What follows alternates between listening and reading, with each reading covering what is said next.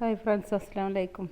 ഇന്ന് ഞാൻ വന്നിട്ടുള്ളത് മല്ലിച്ചപ്പ് പുതിനയൊക്കെ നമുക്ക് എങ്ങനെ കേടുവരാതെ കുറേ ദിവസം സൂക്ഷിക്കാമെന്നുള്ളത് കേട്ടോ. ഞാനിപ്പോൾ കുറച്ചായിട്ട് ഇങ്ങനെയാണ് സൂക്ഷിക്കാറുള്ളത്. നോമ്പിനൊക്കെ ഇങ്ങനെ തന്നെയായിരുന്നു കേട്ടോ. അതിൻ്റെ ജ്യൂസ് അടിക്കണതിൽ മല്ലിയില അല്ല പുതിന ഇല കിട്ടാൻ വേണ്ടിയിട്ട്.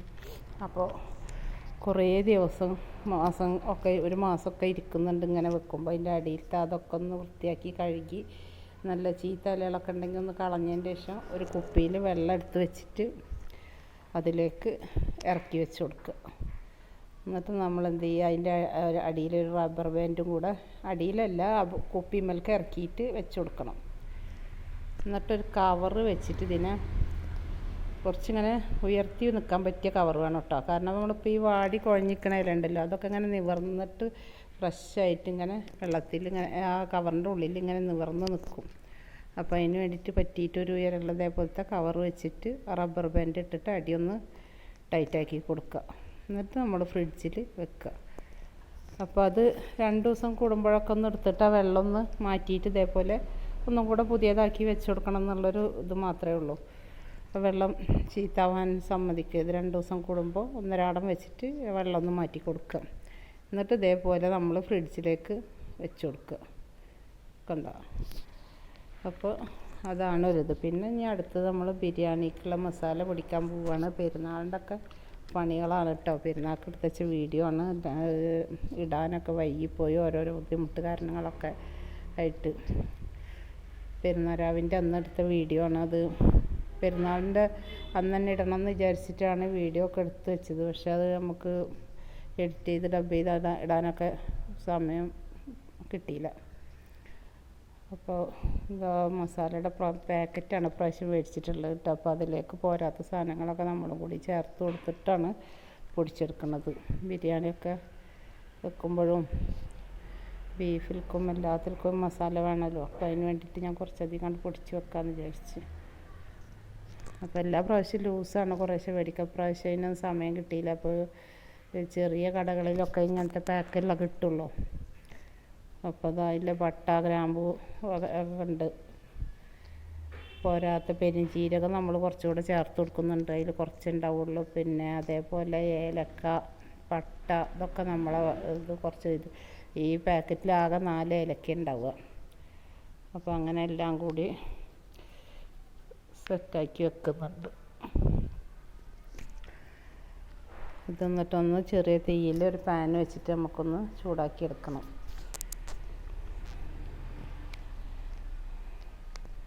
ഈ പൊടികളുണ്ടെങ്കിൽ നമുക്ക് നല്ലൊരു ബിരിയാണിക്കൊക്കെ നല്ല ടേസ്റ്റുള്ള ഒരു മസാലയാണ്. ഇതിൻ്റെ മുന്നേ മസാല മാത്രം ഉണ്ടാക്കുന്ന ഒരു വീഡിയോ ഞാൻ ചെയ്തിട്ടുണ്ടായിരുന്നു. കാണണമെങ്കിൽ ഇതിൽ പോയി കണ്ടാൽ മതി. എൻ്റെ ചാനലിലുണ്ട്, ഇട്ടിട്ടുണ്ട്. അപ്പോൾ എൻ്റെ വീഡിയോ ആദ്യമായിട്ട് കാണുന്നവരാണെങ്കിൽ ഒന്ന് ലൈക്ക് ചെയ്യാനും സബ്സ്ക്രൈബ് ചെയ്യാനും ഒന്നും മറക്കരുത്, സപ്പോർട്ട് ചെയ്യണേ. പിന്നെ ബെല്ലൈക്കണം കൂടി അമർത്തുകയാണെങ്കിൽ ഞാൻ വിടുന്ന വീഡിയോകളൊക്കെ അപ്പോഴേക്കപ്പോൾ നിങ്ങൾക്ക് കാണാൻ പറ്റും. അതാ പെരുംജീരകം കുറച്ചും കൂടെ ചേർത്ത് കൊടുത്തിട്ടുണ്ട്. ഏലക്കായ കുറച്ചും കൂടെ ചേർത്ത് കൊടുക്കുന്നുണ്ട്. ഇതൊക്കെ നമ്മളെടുത്ത് കയ്യിലുള്ളത് കുറേശ്ശും കൂടി ചേർത്ത് കൊടുക്കുക കേട്ടോ. പാക്കറ്റിലത്തെ കുറവായതുകൊണ്ട് കുറച്ച് പട്ടയും കൂടെ ചേർത്ത് കൊടുത്തു. പിന്നെ കുരുമുളക് ചേർത്ത് കൊടുത്തിട്ടുണ്ട്. അങ്ങനെ അപ്പോൾ പാക്കറ്റിലൊക്കെ ഒരു 30 ഉണ്ടാവുള്ളൂ. നമുക്ക് കൂടുതൽ പൊടി ഉണ്ടാക്കിയൊക്കെ വേണ്ടിയിട്ടാണ് കേട്ടോ അത്ര അധികം ഒക്കെ ചേർത്തിട്ടുള്ളത്.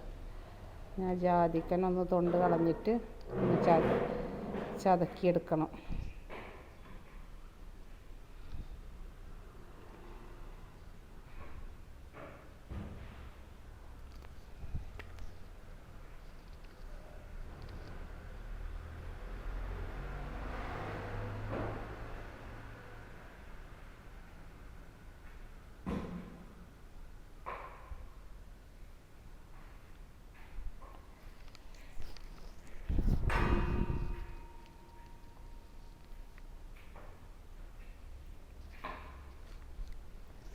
ജാതിക്കൊക്കെ പൊളിച്ചിട്ട് അതിൻ്റെ കുരുവൊക്കെ ഒന്ന് ചതക്കിയിട്ട് ചേർത്ത് കൊടുത്തിട്ടുണ്ട് കേട്ടോ.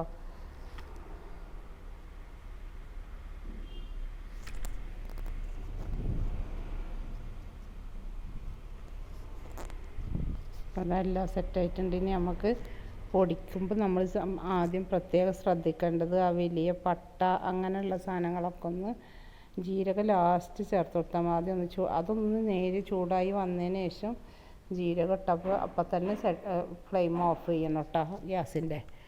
എന്നിട്ട് ഒന്ന് ചെറുതാക്കി ഒന്ന് ചൂടാക്കി എടുത്താൽ മതി. നല്ല വറവായി പോകരുത്, ചെറിയൊരു ചൂട് നമുക്ക് പൊടിക്കാൻ വേണ്ടിയിട്ട് മാത്രം.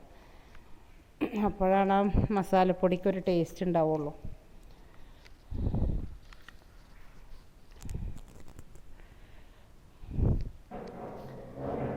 അത് ഓഫാക്കിയിട്ടുണ്ട്. ഇനി ജീരകം കൂടെ ചേർത്തിട്ട് അപ്പം തന്നെ ഒന്ന് കുറച്ച് നേരം ഒന്ന് ഇളക്കിയെടുത്താൽ മതി.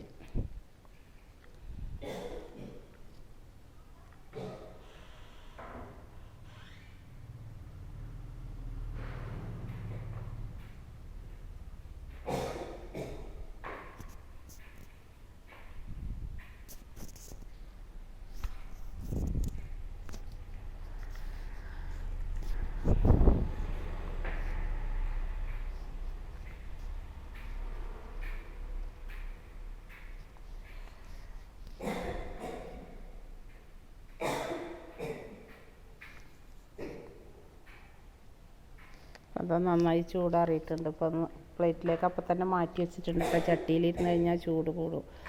അപ്പോൾ പാനിലേക്ക് മാറ്റിയിട്ട് പാത്രത്തിലേക്ക് മാറ്റിയിട്ടുണ്ടായിരുന്നു. അത് ചൂടാറിയതിന് ശേഷം ഇതേപോലെ മിക്സിയുടെ ജാറ് ഉണങ്ങിയതെടുത്തിട്ട് നന്നായിട്ട് പൊടിച്ചിട്ട് വെക്കാം. നല്ല തവിടാക്കി പൊടിക്കരുത് കേട്ടോ, കുറച്ചൊരു തരിതരിയായിട്ട് നമുക്ക് പൊടിച്ചെടുക്കുക. ക്രഷ് ചെയ്ത് അങ്ങനെ പൊടിച്ചെടുത്താൽ മതി. ലാസ്റ്റ്